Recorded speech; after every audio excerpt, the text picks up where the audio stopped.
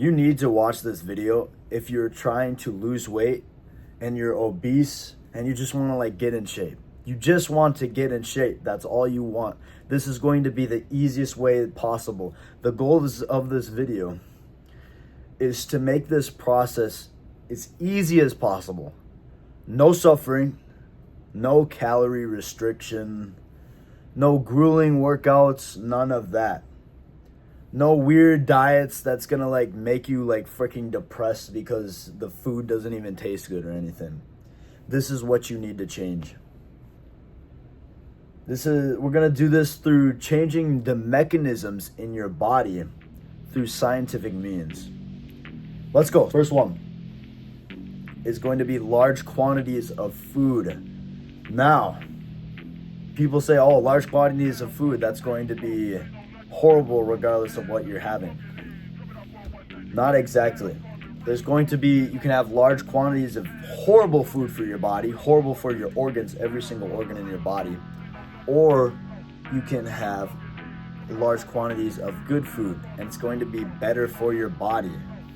So the idea here is we're going to not get rid of this food, the amount of food.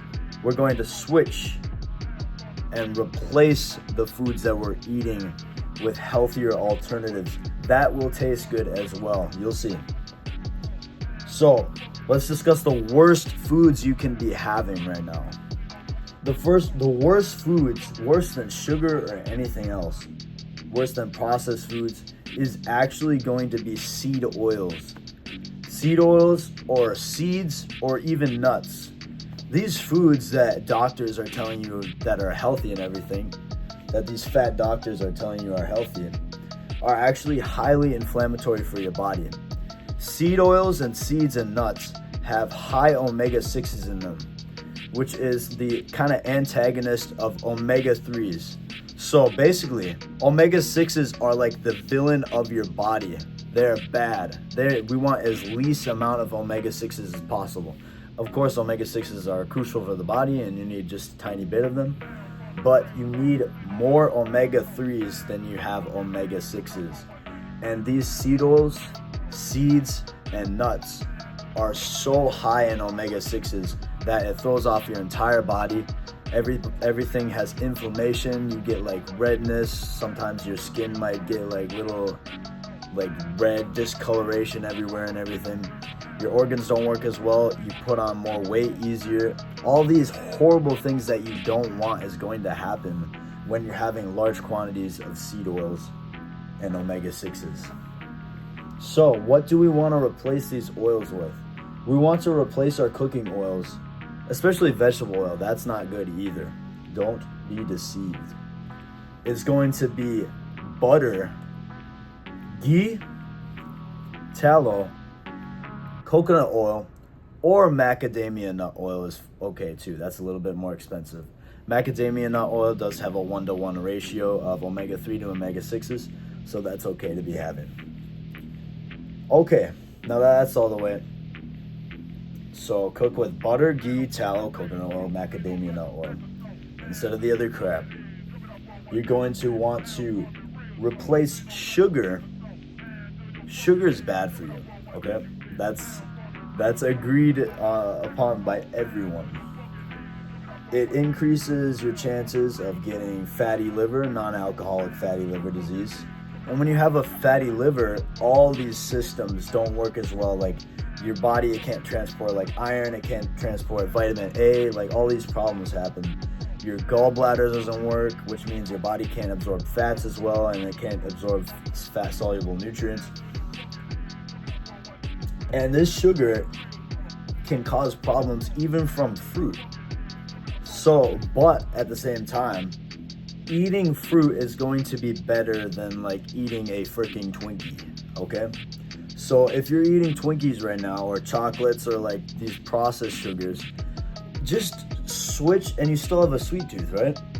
Just switch to fruits, okay? Switch from these sugary foods, these processed foods, these baked foods, to fruit. Just go and explore the store. I'm sure like the first time I ever like explored fruit, I actually had like such a big smile on my face because I've never had all these like fruits in my life. I like took a bite out of a watermelon and I just like sat there and smiled because of how good the watermelon tasted. And I tried like blueberries and stuff. I tried blackberries and like pomegranate, all these foods that I like had never had before. It actually turned out to be freaking delicious and I loved it. And I actually got addicted and I had a bit of a fruit addiction, which is not a good thing, but you don't want too much fruit, but always keep in mind that you having a lot of fruit is always going to be better than you having those baked goods. So you're going to want to replace it with fruit. Also, you want to avoid fruit juice at all costs, because a lot of fruit juice is horrible. It's going to have like added sugars and stuff. It's like not from like concentrate or whatever that means. It's going to have like microplastics because it's in a plastic bottle. We'll get into that later, how that's a problem. So if you want to completely take out sugar, which is going to be the best thing you can do to get the fastest results, you can replace it with a 0-calorie sugar alternative such as monk fruit. I wouldn't go for like stevia or like the other sweeteners because a lot of them have been shown to cause problems. Monk fruit, organic monk fruit, is going to be the safest thing that you can have. That's going to have no drawbacks whatsoever. So you can put monk fruit sweetener inside of your tea and your coffee in the morning or anything like that. Now this is what you're going to want to eat more of, okay? What you're going to want to eat more of is actually eggs, especially pasture-raised eggs. Make sure you're getting pasture-raised because the difference between regular eggs from the grocery store and pasture-raised eggs is a huge difference in omega-6 to omega-3 ratio. Regular eggs have so high omega-6s, it's kind of ridiculous. But pasture-raised eggs is going to have more of the omega-3s, which is the healthier omega for you. And also, people and like fat doctors and stuff have told you that you shouldn't have eggs because they have high cholesterol in them, and that's actually a lie from the American Heart Association. The American Heart Association basically paid off the nutrition teachers to basically say that so that they could get more patients from the heart disease. So it's all fricked up, but if you want to do your own research and look into that, you can. I'm just telling it how it is. But next, you're going to want to eat beef, specifically grass-fed beef, grass-fed and grass-finished beef, because, again, the omega-3 ratio. Regular beef is going to have extremely high omega-6s, and grass-fed beef is going to have more of the omega-3s, so it's going to be more desirable for your health and your body. And beef is just good in general. You know, it doesn't spike insulin. It has zinc, it has iron, it has vitamin A, it has a bunch of different nutrients for your body that your body craves. Also, people have done scientific studies on how like meat and red meat and beef is bad for you, but those studies have actually only been done on, were they controlling for the fact that was the meat grass-fed or not? No, they weren't. And clearly, beef that's not grass-fed is not very healthy for you.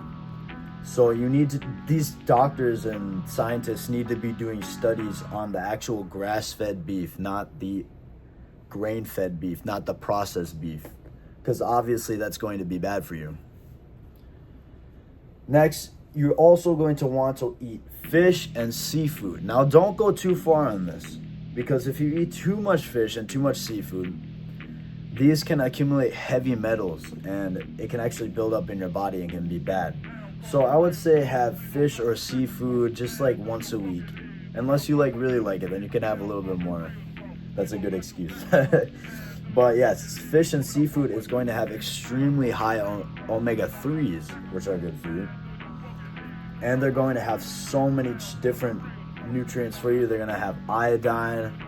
They're going to have vitamin D, vitamin K, vitamin A, all these different nutrients. They're going to have zinc in them. They're going to have iron. They're going to have basically everything your body needs to make itself healthy again. And then last but not least, we have raw milk. Now, if you are getting raw milk, I want you to make sure you're getting from a local farm, and I want you to make sure you're getting A2 raw milk. A1 raw milk is actually going to be more inflammatory for your gut, and A2 is just going to be so much better, so much healthier. And raw milk specifically is going to have more dense amount of nutrients that you want, such as vitamin A, vitamin K, vitamin D, all these things that your body craves. You want to get it from a local farm, and you want to check to make sure that they're clean over there and there's no like bacteria getting into the milk. People say that there's a risk of, if you drink raw milk, it's going to have like bacteria in it, it's going to have like pathogens, there's going to be like an outbreak. But actually the biggest outbreak from milk was actually from pasteurized milk. It actually wasn't from raw milk. So if you get raw milk from a local farm that you trust, then it's going to be healthy. Plus, raw milk is usually days old. Like processed milk is going to be kept in like a warehouse for like months at a time or something like that. But raw milk is usually kept for like a day or two. All right, next, that is the diet part closed. Now we're going to get into exercise. How do we want to exercise to get in shape without it being difficult, without it being stressful or anything like that, or without it taking up too much time, okay? What I don't want you to do is I don't want you to do running or intense exercise. You say, why? Running and intense exercise is actually going to spike your cortisol.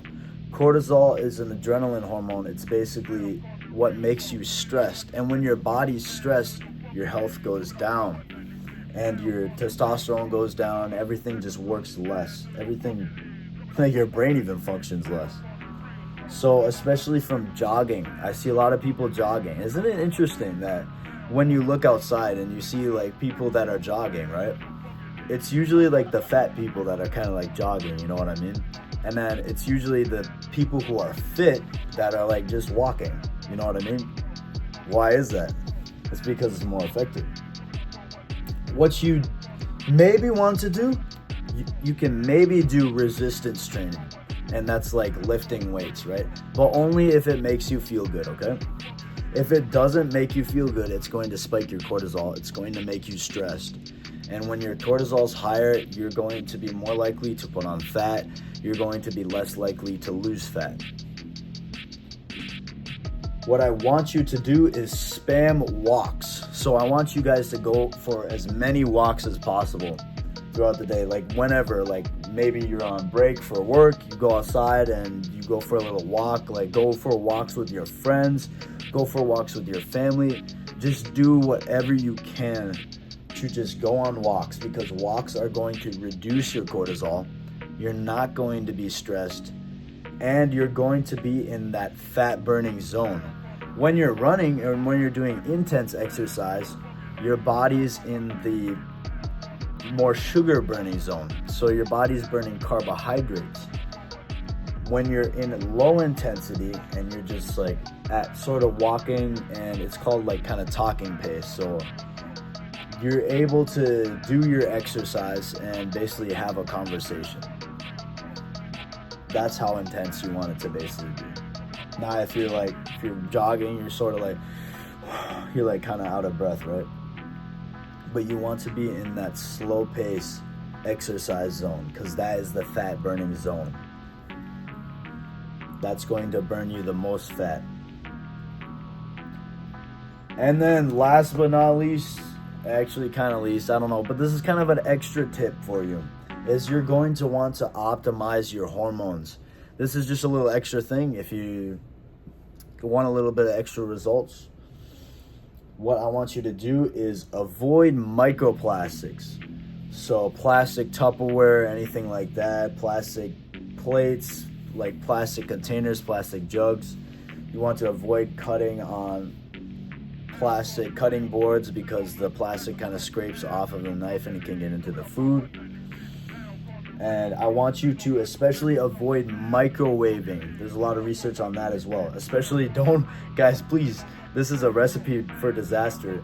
If you microwave plastic, if you microwave food inside of a plastic container, that plastic is going to leach off and it's going to warm up and basically like singe with the freaking food that you're eating. And you're gonna basically be eating microwave plastic, which is like the worst form of plastic possible. And then also hand sanitizer, I want you guys to avoid. Hand sanitizer is going to increase. There was a study that showed that when you touch like microplastics, after you put on hand sanitizer, the negative effects of the microplastics kind of seeping into their skin was 100 times worse. Go look this up, guys. This is not like a conspiracy theory or something. This is stuff that's actually coming out and doctors are starting to notice. Look up Dr. Andrew Huberman. Look up like, I forgot her name, but she talks about hormones and stuff.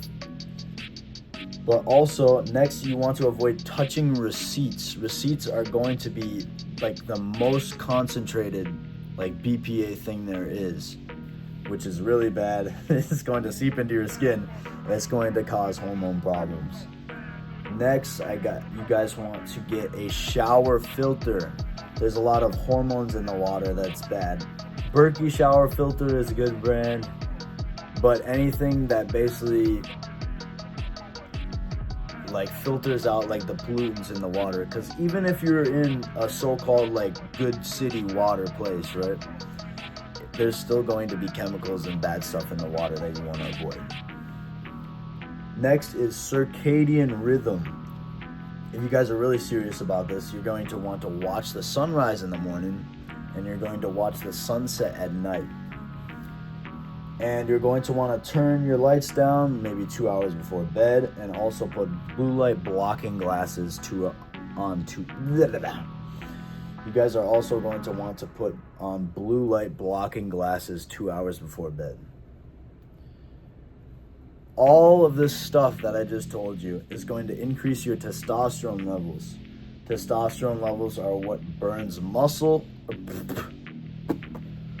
Testosterone is what builds muscle and burns fat. It also increases our motivation, our drive, and our competitive spirit, our competitiveness, which is great for getting anything done. When you feel like kind of enjoyment for the grit, enjoyment for like the friction in life, you're going to get more work done. The more competitive you are, basically. That is all I have for you in this video today. Please, please, please don't just watch this video and then go back to what you were doing before. I want you to actually implement these steps. And if you forgot, like, go back in this video, rewatch this video a couple times if you have to, and like remind yourself, this is the stuff that you need to be doing. This is stuff that's not hard. These are simple changes that you can make in your life. Rather than going on these weird like calorie restriction, only like eating 1,000 calories a day or something like that, and making yourself miserable and restricting yourself of vital nutrients, vitamins, and all these nutrients that you're getting from these foods that you could be eating, but you're eating less of now. Thank you guys so much for watching this video. I hope you get all the results you wanted. I hope you lose that weight and get fit and feel as healthy as humanly possible, because that's the goal. I'll see you next time.